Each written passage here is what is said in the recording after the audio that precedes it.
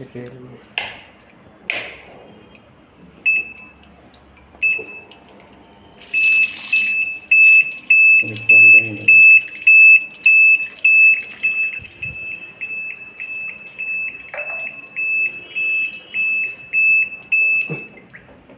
नहीं हुआ ठीक है, कोई दिक्कत नहीं था।